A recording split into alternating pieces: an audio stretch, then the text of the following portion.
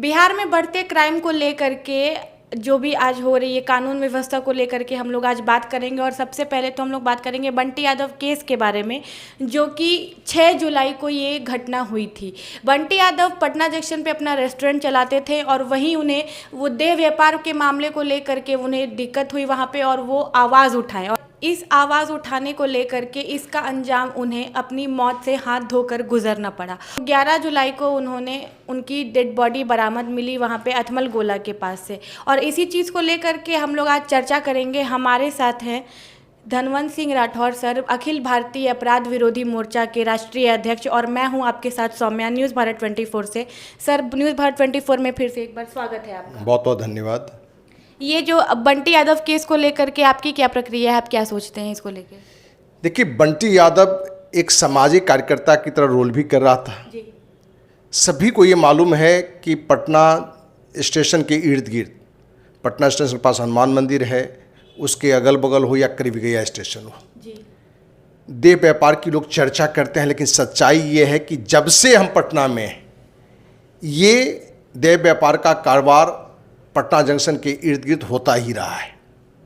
और ये घटना हमें लगता है कि सरकार प्रशासन के बिना मिलीभगत के ये संभव नहीं है।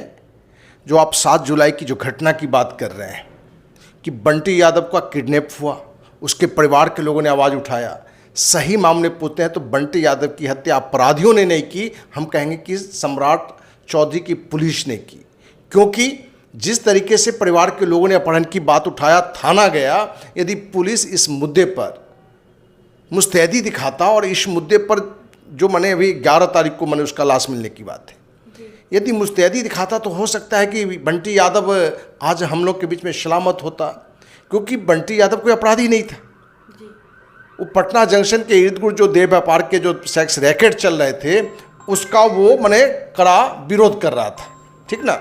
तो उस कड़ा विरोध के लेके जहां उसके साथ मैंने किडनैपिंग की बात आई, जो बातें और छन के आ रही है कि क्या अवैध शराब का कारोबार हो रहा था, क्या जो सूखा नशा का प्रकोप पूरे पटना में जाल बना हुआ है उसके मैंने कोई गिरोह थे। तो इस पूरी घटना की यदि जांच करके निकल गया तो कहीं ना कहीं आपको देह व्यापार के साथ साथ शराब माफिया या अन्य नशा के जो मैंने गिरोह के मैंने सरगना है, इसमें तो एक पूर्व IPS ने ये भी कहा है कि कोई मंत्री इस मैंने पूरे टीम को चला रहा है। अब उसमें कितनी सच्चाई है उसका नाम भी खोलने वाले हैं, जब नाम खोलेंगे तो वो भी सामने में आएगी। लेकिन इस पूरी घटना को समझ के लगता है कि सरकार, प्रशासन और जो इस अवैध कारोबार को चलाने वाले सरगना है, ये तीनों की मिलीभगत रही है। और जो बंटी यादव की हत्या हुई है उसके लिए हमें लगता है कि तीनों दोषी है। क्योंकि राज्य सरकार को भी मालूम है कि इस एरिया में 1-2 नहीं बल्कि सैकड़ों महिलाएं, लड़की सज धज कर तैयार रहती हैं, माने सेक्स वर्कर बनकर, और हमें लगता है कि यहाँ से करोड़ों का कारोबार साप्ताहिक होता है।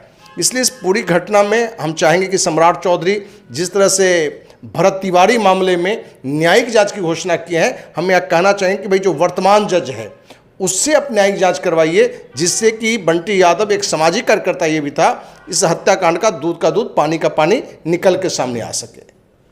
सर, ये जो बिहार में अभी जो चल रहा है बंटी यादव केस को लेकर, तो इस मामले पर बिहार की कानूनी व्यवस्था में आपका क्या संदेश है?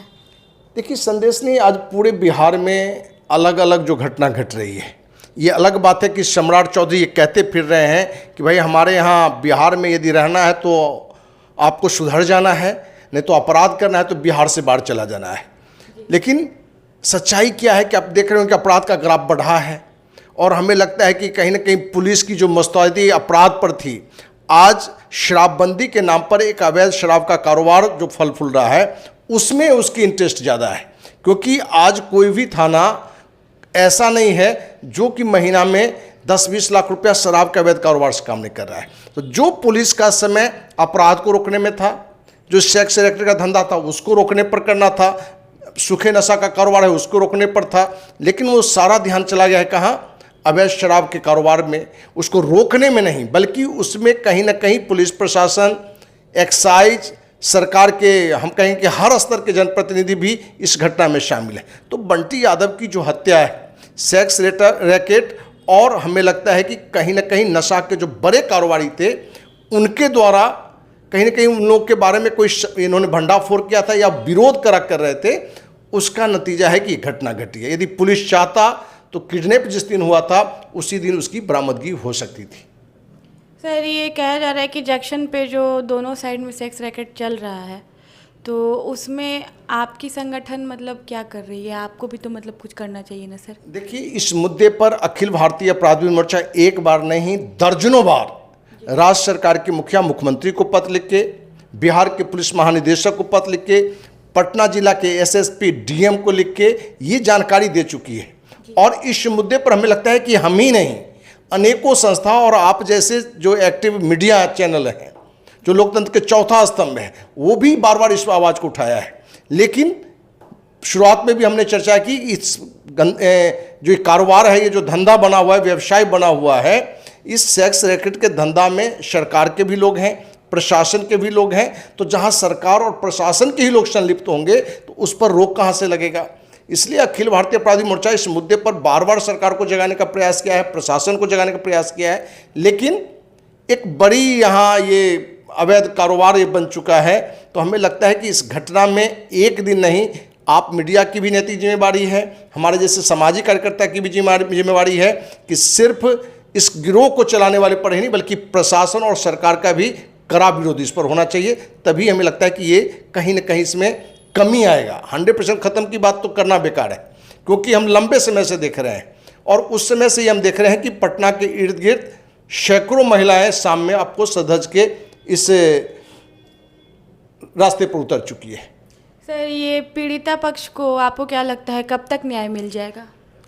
देखिए, ये तो न्याय की बात हम लोग करते हैं। न्याय क्या मिलेगा? जहाँ एक पति खोया है, कोई बेटा खोया है, कोई पिता खोया है, उनको न्याय क्या मिलेगा? लेकिन आधी अधूरी ही न्याय लोगों को लगता है कि जो भी इस घटना को अंजाम दिया है, जो भी इसको हत्या का रूप दिया है, या जो भी पुलिस प्रशासन इसके लिए दोषी है, यदि कोई जांच करके इन पर कार्रवाई होती है तो कम से कम लोगों को लगता है कि जो गलत किया है उसको सजा मिला। साथ ही गलत को सजा जब मिलता है तो गलत लोग भी आगे इस तरह के गलत कार्य करने के लिए, इस तरह के हत्या वाला एक्शन लेने के लिए, इस तरह के अपराध को अंजाम देने में डरता है। लेकिन देखिए, अभी तक बिहार में जितनी भी घटना हो, नीट छात्रा कांड हो, आप देख रहे हैं भरत तिवारी कांड हो, या जो भी कांड है, हमें लगता है कि इसमें न्याय मिलने की उम्मीद कम रही है। अब इसमें क्या होगा ये वक्त बताएगा, लेकिन हमें लग रहा है कि इसमें भी न्याय मिलने की संभावना नहीं के बराबर है। पिछली सरकार जो थी वो जंगल राज को लेकर के मतलब कर रही थी।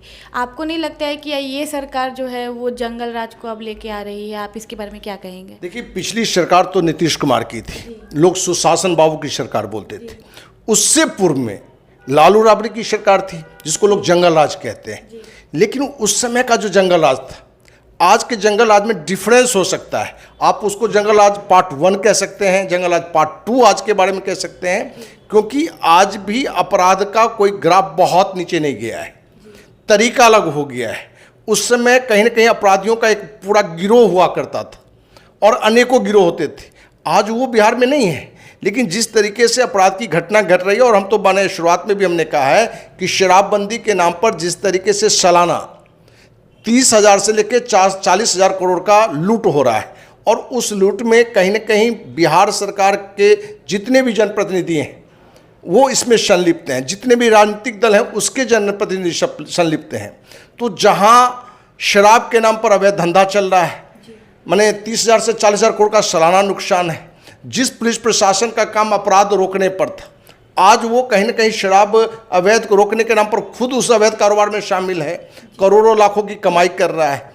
तो हमें लग रहा है कि जो पिछली सरकार पर सिर्फ हम उंगली उठा रहे हैं, लेकिन जो वर्तमान सरकार है, कहीं ना कहीं अभी जो माहौल बना हुआ है वो भी जंगल राज 2 ही दिख रहा है। इसलिए आपके माध्यम से सम्राट चौधरी से भी मांग करेंगे, बिहार के डीजीपी से भी मांग करेंगे कि भाई सिर्फ कथनी में नहीं, करनी पर अपराध के खिलाफ में आपका एक्शन हो, क्योंकि जितनी भी घटनाएं घट रही है, और बंटी यादव वाली जो घटना घटी, वो दर्शा रहा है कि कहीं ना कहीं पुलिस की चुस्ती नहीं बल्कि आलसपन या इस तरह की घटना पर तुरंत एक्शन नहीं लेना।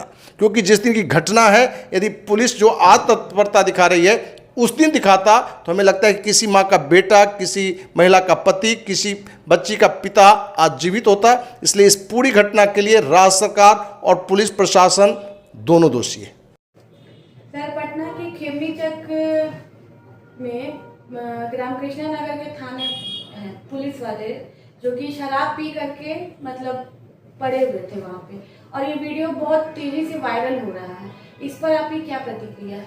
देखिए, आपने ये एक घटना को बता रहे हैं। सच्चाई है कि ऐसा कोई दिन नहीं है कि बिहार के अलग अलग जिलों में सिपाही दरोगा ही नहीं बल्कि पदाधिकारी स्तर के भी लोग आपके शराब के नशे में धुत नजर आएंगे।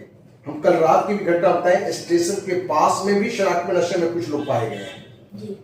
और कड़वी सच्चाई है, जिसको जीतन राम मांझी जो केंद्रीय मंत्री हैं वो भी बार बार कहते रहे हैं कि बिहार में IAS IPS हो, जज हो, डॉक्टर हो, नेता हो, हर कोई इस शराबबंदी में भी शराब का आनंद ले रहा है।